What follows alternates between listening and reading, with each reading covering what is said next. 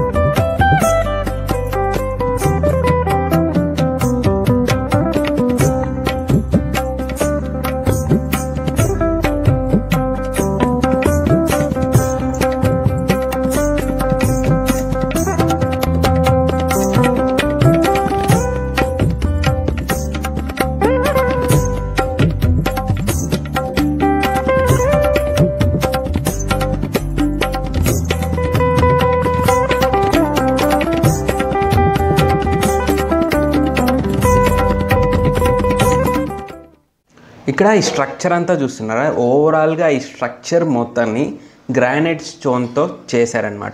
యాక్చువల్గా ఈ granite stone ఇక్కడ దొరకదు. ఇక్కడ ఈ టెంపుల్ కట్టడానికి వాడిన గ్రానైట్ వచ్చేసి red granite and white granite రెండింటిని వాడారండి. ఈ చుట్టుపక్కల ఏరియాలో అంటే ఈ గండికోట చుట్టుపక్కల ఏరియాల్లో ఈ గ్రానైట్ స్టోన్ అనేది దొరకదనమాట. ఇక్కడ ఉండేదంతా లైమ్ స్టోన్ అండి, అంటే బల్పప్రాయి లేదంటే నల్లపురాయి, ఈ రెండు రాళ్ళు లేదంటే కాలపురాయి, వీటితోనే ఇక్కడున్న ఏరియా అంతా అదే ఉంటుందన్నమాట. సో ఈ గుడి కట్టడానికి ఈ గ్రానైట్ స్టోన్ని ఎక్కడి నుంచినో తరలించి తీసుకొని వచ్చి ఇక్కడ చెక్కి కట్టారండి.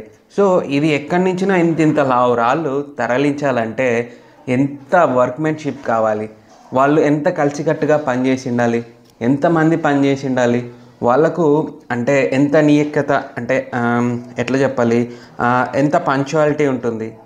సో ఈ దానికైనా మనము మన పాత టెంపుల్స్ అన్నిట్లని గౌరవించాలండి, అంతేకాకుండా కాపాడుకోవాలి.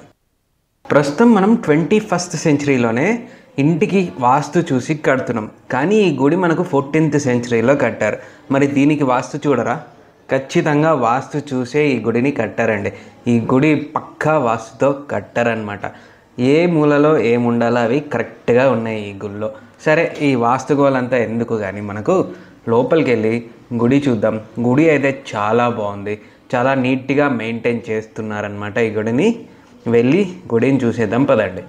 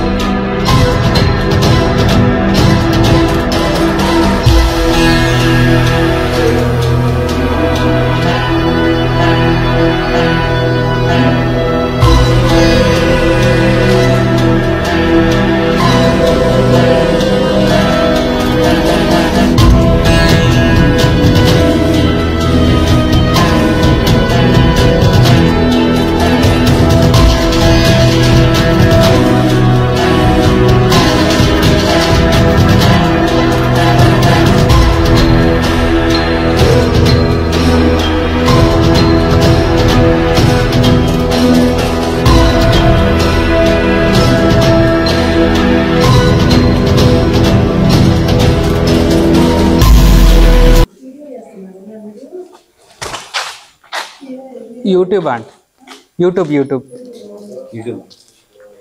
ఏం పేరు నా ఛానల్ పేరు? నగేష్ విహారీ.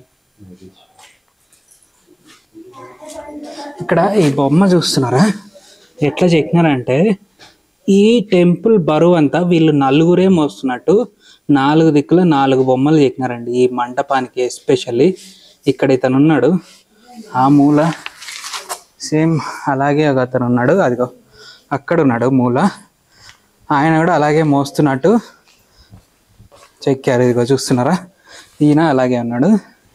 అటువైపు ఇంకొక ఆయన ఉన్నాడు, ఇంకొక బొమ్మ,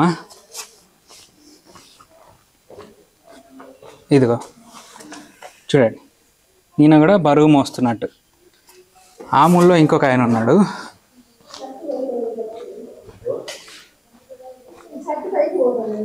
కూర్చున్నాడు పోతుంది ఆ బ్యాగ్ పట్టుకు.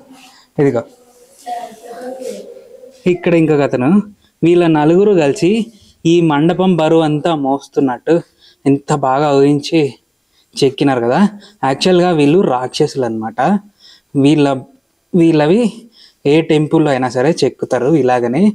ఈ గుడి బరువు అంతా వాళ్ళ మీద వేసినట్టు. అంటే రాక్షసులు ఎవరే కానీ ఈ గుడి ఆవరణలో కానీ ఈ గుడి చుట్టుపక్కల కానీ విజృంభించకుండా, ఈ గుడికి వచ్చే భక్తుల్ని ఇబ్బంది పెట్టకోకుండా చూసుకోవడానికని ఈ రాక్షసుల్ని ఈ స్తంభాల కింద బంధించినట్టు ఈ గుడి బరువు అంతా వాళ్ళ మీద వేసినట్టు ఇలా చెక్కుతారండి.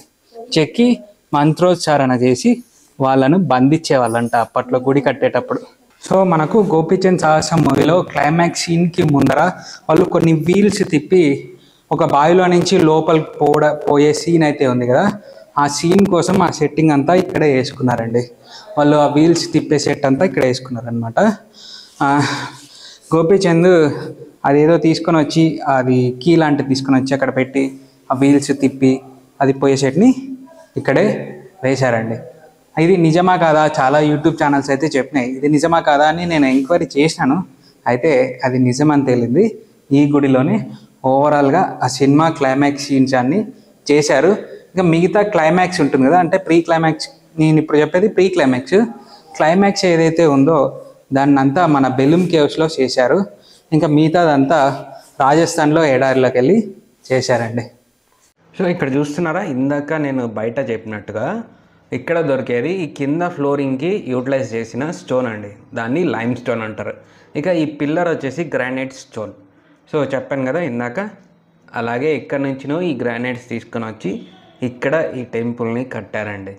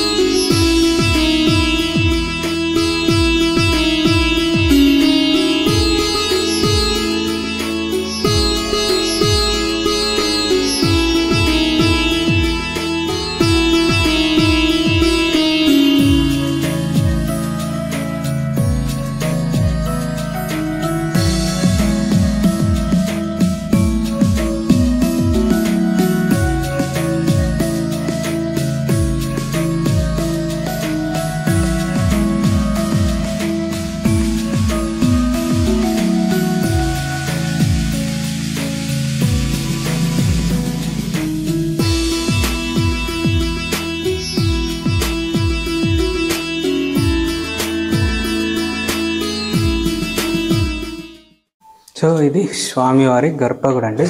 ప్రస్తుతం అయితే లోపల స్వామి విగ్రహం లేదు. అదే నవాబుల దండయాత్రలో మొత్తం చెక్ చేసినారు.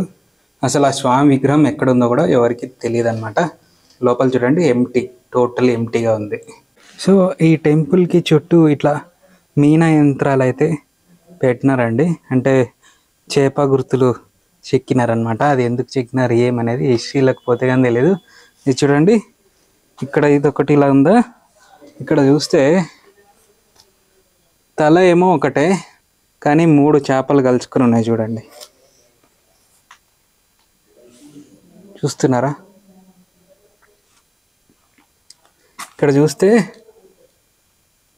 ఒక తలతో చేప, ఇలా చూస్తే ఒక చేప, అదే ఇలా చూస్తే 3వ చేప. చూడండి, 1 2 3. ఎంత బాగా చెక్కినారా కదా. ఇదిగో చూస్తున్నారా? సో యాంగిల్ని బట్టి, మనం చూసే యాంగిల్ని బట్టి అక్కడ ఉన్నది 3 చేపలు, కానీ తల మాత్రం ఒకటే కనిపిస్తుంది. ఆ ఒక తలనే 3 చేపలకి ఉన్నట్టు చెక్కినారు. మనం చూసే యాంగిల్ని బట్టి 3 తలలు కనిపిస్తాయి అన్నమాట. యాక్చువల్గా ఇదంతా ఏంటంటే నాట్య మండపం అన్నమాట. మన హిందూ రాజులందరికీ నాట్యం, దేవుడి ముందర నాట్యం ఆడించడం చాలా ఇష్టం అన్నమాట. వాళ్ళు దేవుడి సన్నిధిలో కూర్చొని ఈ నాట్యాన్ని ఎంజాయ్ చేసేవాళ్ళండి. సో అది అండి ఈ గుడి చరిత్ర. యాక్చువల్గా ఇంకోటి తెలిసిందేమంటే, ఇక్కడున్న ఈ స్వామి విగ్రహాన్ని వాళ్ళు అంటే నవాబుల దండయాత్రలో పగలగొట్టలేదంట. నవాబులు వస్తున్నారని తెలుసుకొని ముందుగానే ఈ స్వామిని ఇక్కడి నుంచి తరలించి వేరే ప్లేస్లో పెట్టినారంట. అదేదో వేరే టెంపుల్ అంట, ఇక్కడికి చాలా దూరం ఉందంట. నేను ఇక్కడ తెలుసుకున్న విషయం అది. ఓవరాల్గా అదే అండి ఈ టెంపుల్. ఇంకా ఇక్కడ కూర్చోడానికి పార్కులు అవి బాగానే అరేంజ్ చేసినారు. బాగుంది. సాయంత్రం పూట కూర్చోడానికి బాగా ఈ ఏరియా అంతా తిరిగి అలసిపోయిన వాళ్ళు కొద్దిసేపు అలా సేద తీరడానికి బాగానే మెయింటైన్ చేస్తున్నారు, పర్వాలేదు. ఐ హోప్ ఈ వీడియో మీకు నచ్చిందని అనుకుంటున్నా. ఈ వీడియో కనుక మీకు నచ్చినట్టయితే లైక్ చేయండి, షేర్ చేయండి, కమెంట్ చేయండి, సబ్స్క్రైబ్ చేసుకొని పక్కనే ఉన్న బెల్ ఐకాన్ని యాక్టివేట్లో పెట్టుకొని ఆల్లో పెట్టుకోండి.